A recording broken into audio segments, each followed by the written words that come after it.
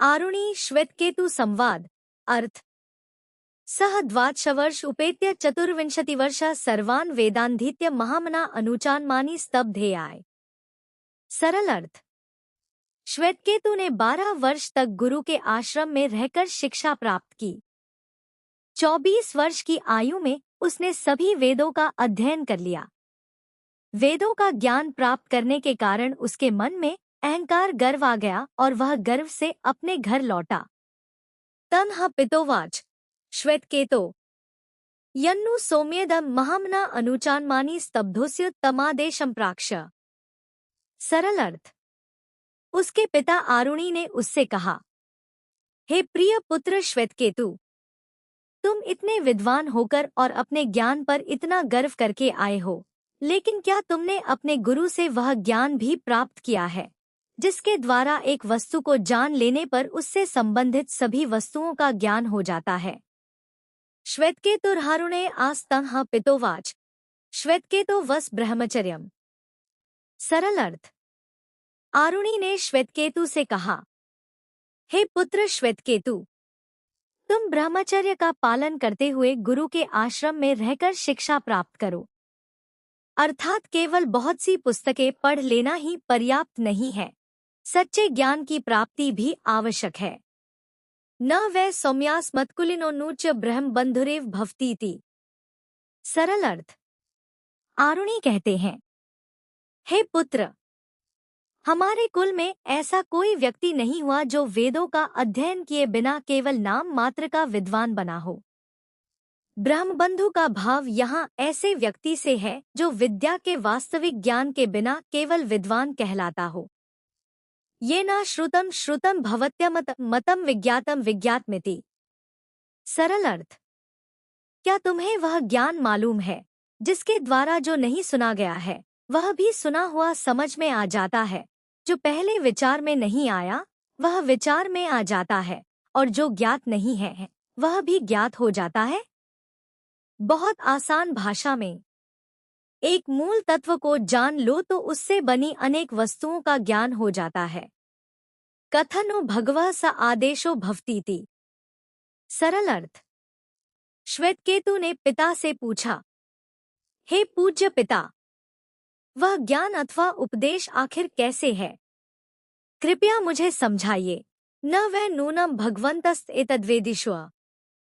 सरल अर्थ श्वेतकेतु कहता है, निश्चित रूप से मेरे गुरु इस ज्ञान को नहीं जानते होंगे। यदि वे इसे जानते होते तो मुझे अवश्य बताते।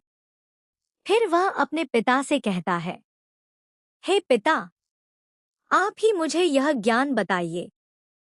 आरुणि कहते हैं, तथा सौम्य अर्थात ठीक है, हे प्रिय पुत्र। यथा सौम्य के नखनिकृन्तनिन सर्वं कार्षणाय संविज्ञातन स्यात्। अब आरुणि उदाहरण देकर समझाना शुरू करते हैं।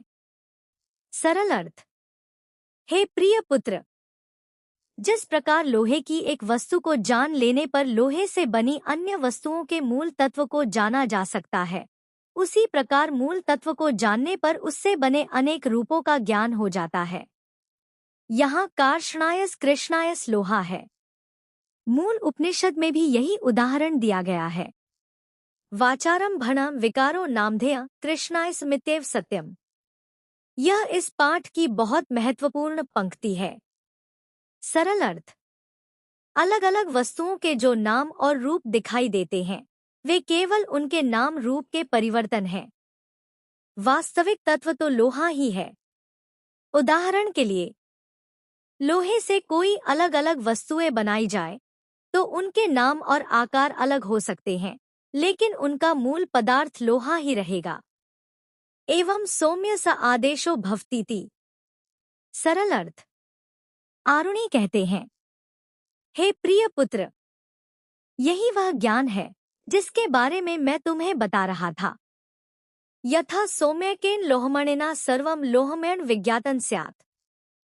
सरल अर्थ हे प्रिय पुत्र, जिस प्रकार सोने के एक टुकड़े को जान लेने पर सोने से बनी अनेक वस्तुओं के मूल तत्व को जाना जा सकता है, उसी प्रकार मूल तत्व का ज्ञान होने पर उससे बनी वस्तुओं को समझा जा सकता है।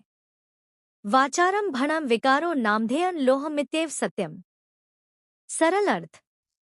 वस्तुओं के अलग अलग नाम और रूप केवल परिवर्तन है, लेकिन उनका मूल पदार्थ ही वास्तविक है। पूरे पाठ का सबसे आसान सार।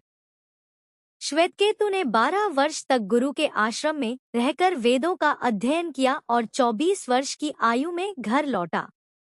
उसे अपने ज्ञान पर गर्व हो गया था।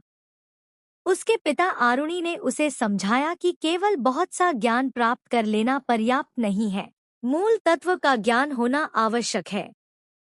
आरुणि ने उदाहरण देकर बताया कि जैसे सोने के एक टुकड़े को जानने पर सोने से बनी वस्तुओं के मूल तत्व को जाना जा सकता है और लोहे को जानने पर लोहे से बनी वस्तुओं को समझा जा सकता है, वैसे ही संसार की अनेक वस्तुओं के पीछे एक मूल तत्व को समझना चाहिए। मूल उपनिषद में मिट्टी, सोना और लोहा, इन उदाहरणों से इसी सिद्धांत को समझाया गया है। परीक्षा के लिए मुख्य बात। एक मूल तत्व का ज्ञान होने पर उससे बने अनेक रूपों का ज्ञान हो जाता है।